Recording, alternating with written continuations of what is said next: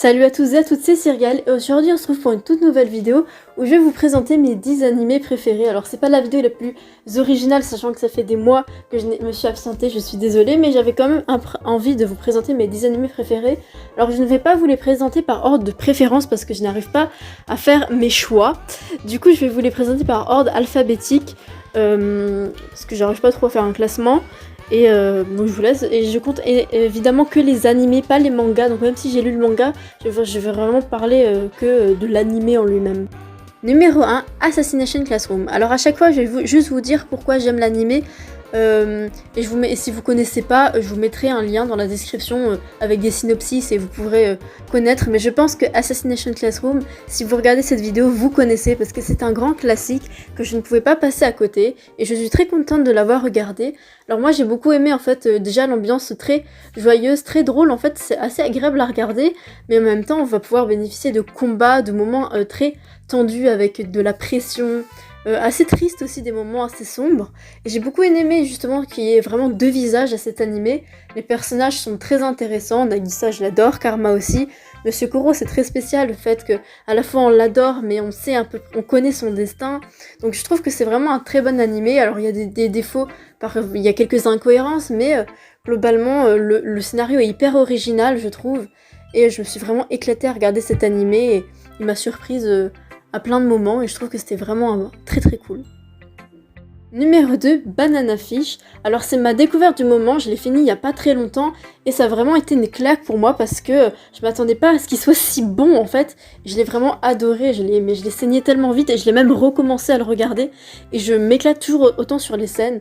Alors les personnages sont incroyables, Ace et Eiji sont franchement des personnages tellement attachants et tellement bien construits, tellement intéressants avec une évolution et genre je les aime tellement fort, le scénario est juste ouf, l'intrigue en fait est très intéressante, ça traite de beaucoup de sujets assez sombres, l'anime est très sombre et il y a des moments extrêmement tristes mais extrêmement émouvants, vraiment on ressent à fond les émotions, on ressent tout ce que vivent les personnages et en même temps il y a des moments un peu plus drôles, on va pouvoir se marrer, des moments un peu décalés qui font du bien et qui apaisent un petit peu l'atmosphère qui est quand même assez pesante et très tendue parce qu'il y a quand même beaucoup de batailles, de fusillades et de révélations mais c'est vraiment un animé très poignant.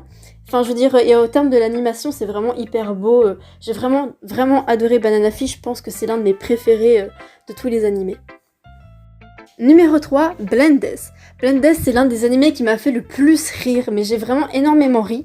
Alors ça fait pas mal de temps que je l'ai terminé et je l'ai pas re-regardé, donc faudrait que je le revoie pour voir s'il me fait encore rire, mais parfois je revois des extraits et je rigole en fait, parce que les personnages sont tous très différents. Ils ont vraiment leur caractère et ils ont tous leur humour à eux. Ils ont tous ce côté très drôle. Il n'y a pas un personnage qui n'est pas drôle en fait dans cette histoire. Le scénario, l'intrigue est complètement farfelue et qui a l'air un peu bête en fait. L'intrigue a l'air un peu bête. Donc, si vous connaissez pas, encore une fois, je vous invite à aller voir dans la description vite fait. J'ai mis des liens pour une description.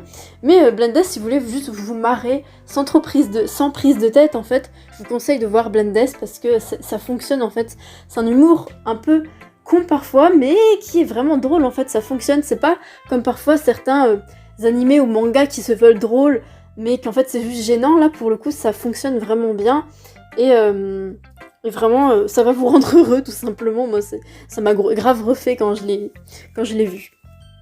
Numéro 4, Fruit Basket. Alors Fruit Basket, l'animé, je l'attendais un peu de pied ferme parce que je suis une énorme fan du manga et du coup j'avais très peur qu'il foire l'adaptation qui est toute récente.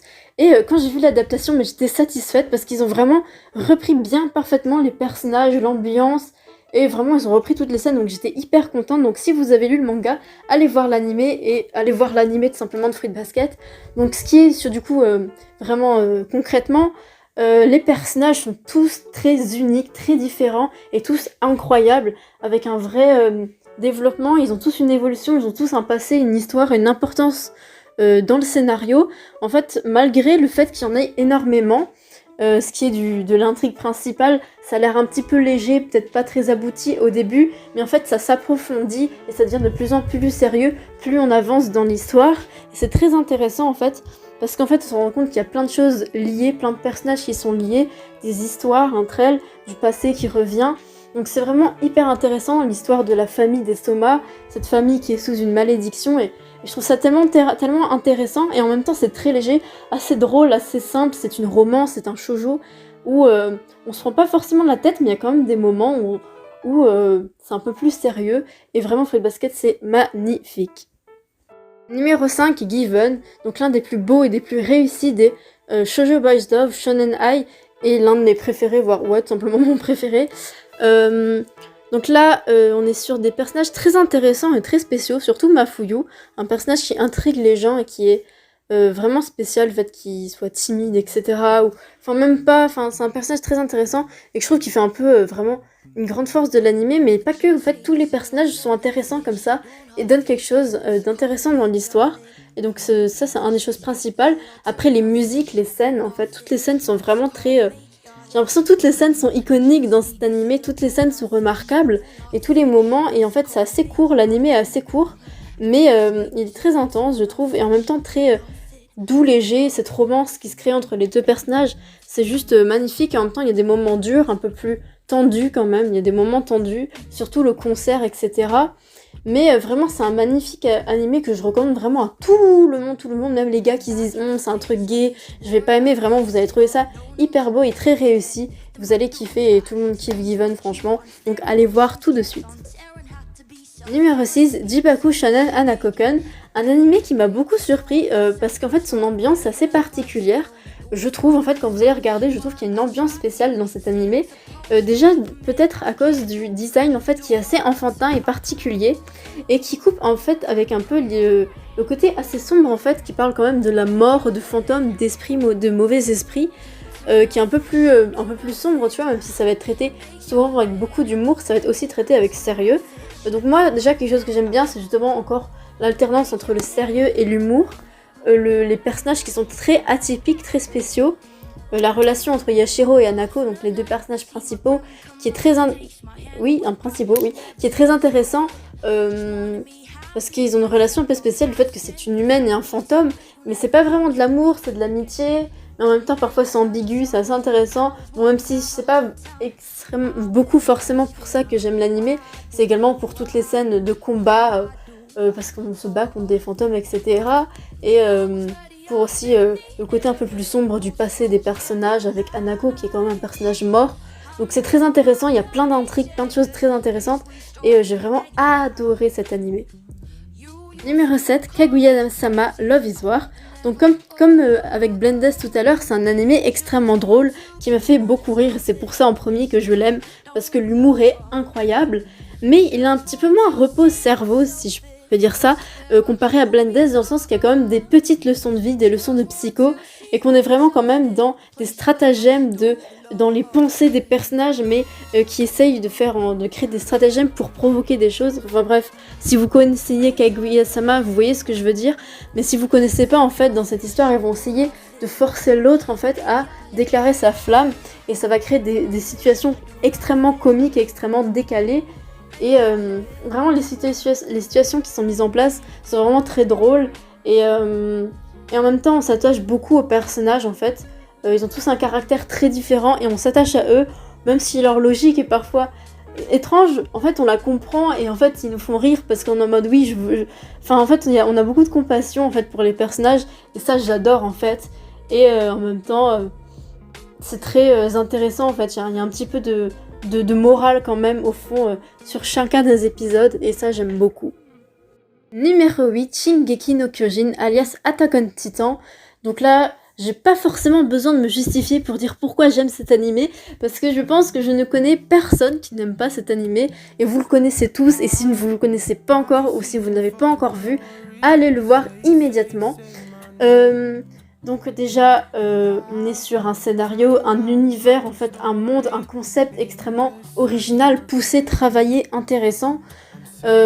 En fait, on est vraiment plongé dans un monde complètement différent d'une autre, malgré qu'on est quand même sur Terre, dans un monde assez occidental. En fait, on est carrément ailleurs. Et justement, les scènes de combat, les scènes sont incroyables. On a de la guerre, on a des scènes absolument incroyables et un scénario extrêmement précis, poussé avec voilà, les histoires de la royauté en fait du gouvernement qui va être mise en jeu, le passé, l'histoire en fait de ce monde, qu'est-ce qui s'est passé, l'enjeu des titans, pourquoi Eren a ce pouvoir spécial, et en fait on apprend, en fait je trouve que l'histoire se précise et de plus en plus, il y a de plus en plus de choses, de détails, de choses en fait qui vont s'ajouter au scénario. En fait il n'y a pas juste des combats avec des titans comme dans la première saison, en fait ça va toujours partir dans plein de directions en fait très intéressantes sur tous les personnages et c'est tellement intéressant. Et là je pense que si vous êtes en train de regarder la saison 4 en ce moment, vous êtes un peu choqués, surtout que moi j'ai pas lu le manga, j'ai pas vu les scans, donc je suis en train de tout découvrir avec l'animé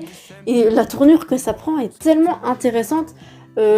Bon, je vais peut-être pas vous en parler parce qu'il y a peut-être des gens qui l'ont pas encore vu, mais là, la tournure de la saison 4 est incroyable parce qu'on part complètement dans un autre monde, encore une fois, et on part complètement avec d'autres personnages, et c'est assez choquant et c'est une belle prise de risque.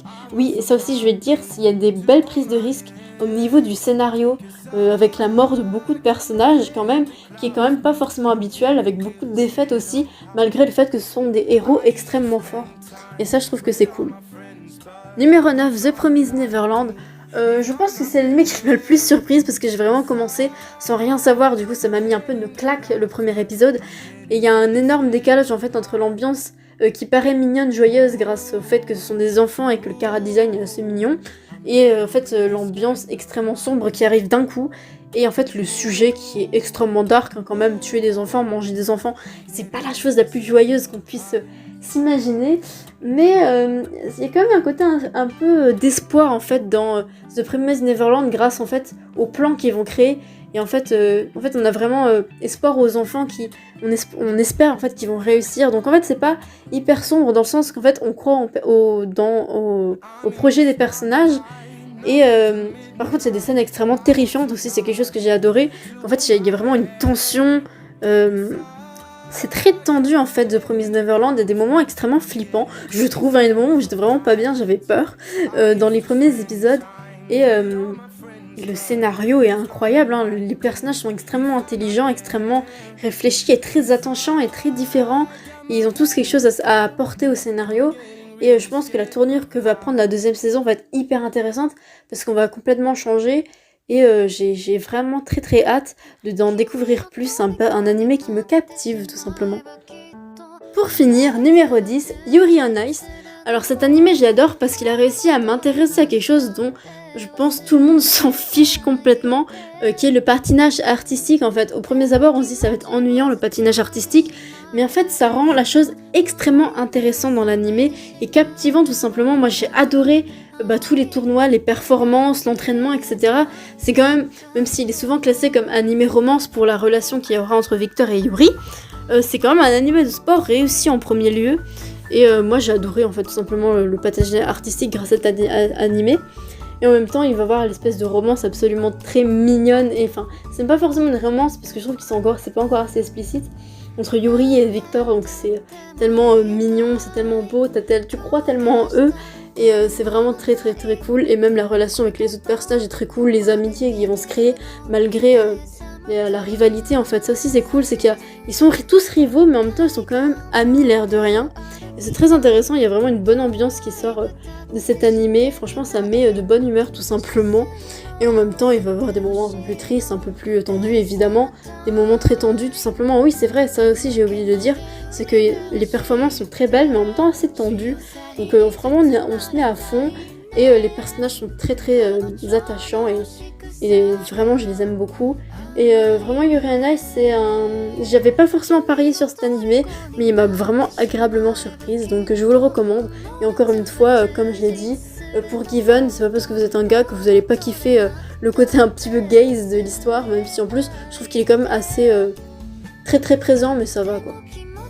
Et voilà, c'est la fin de cette vidéo. Donc comme je l'ai dit dans cette vidéo, je n'ai pas vraiment expliqué les scénarios des animés, ni parler de qui étaient les réalisateurs, en quelle année, etc. J'ai vraiment juste voulu vous dire vite fait pourquoi j'ai aimé ces animés, pourquoi ils étaient dans mes 10 animés préférés. Alors entre temps j'ai commencé AQ, donc je sais pas si je le mettrai dans mon top 10, probablement. Pourquoi pas, je dirais, parce que j'aime vraiment AQ. Mais du coup, quand j'ai commencé à faire la vidéo, je vais pas encore commencé. Et de toute façon, là, je l'ai pas encore terminé. Sinon, du coup, comme si vous voulez plus de détails sur les animés, je vous mettrai des liens en description. Et je vous recommande d'aller tous les voir tout simplement parce que c'est vraiment des bons animés. Donc si vous êtes des passionnés, je pense que ça vous plaira. Et dites-les moi si en fait si vous les avez vus, vous, si vous les avez aimés et si vous en avez d'autres que vous êtes par exemple surpris de ne pas avoir vu sur la liste. Vous dites attends mais elle aime pas cet animé. Ou si vous avez des choses à me recommander tout simplement. Ou faites votre top 10 à vous. Enfin bref, venez dans les commentaires les fans d'animés. Et partageons un petit peu. Et donc j'espère que ça vous a plu. Désolée pour la longue absence qu'il y a eu. Il y a plein de choses qui m'ont empêché de faire des vidéos. Mais je vais reprendre. Bien sûr, je n'arrêterai jamais YouTube, même s'il y a des longues absences, je n'arrêterai jamais. Et je m'excuse pour les longues attentes. Mais si vous voulez, au cas où, venez sur Instagram. Donc je vous remettrai le lien en description de mon Instagram parce que je suis un peu plus active là-bas. J'ai sorti pas mal de dessins dessus. Et donc venez sur Insta, je suis beaucoup plus active que sur YouTube parce que YouTube me prend beaucoup plus de temps, même si en ce moment j'essaie quand même d'accorder pas mal de temps à ce que je produis pour mes posts Insta. Je travaille maintenant mes posts Insta plus qu'avant. Donc voilà, j'ai plus de voix, j'ai vraiment parlé pendant longtemps, mais voilà. Donc je vous dis à plus, à la prochaine, à bientôt et surtout portez-vous bien et bonne année parce que je tourne ça le 31 décembre, on n'est pas encore en 2021, bonne année, j'espère que 2021 sera meilleur que 2020, même si pensez aussi également à tout ce que 2020 a pu vous apporter de positif. Voilà, et je finis là-dessus, bye.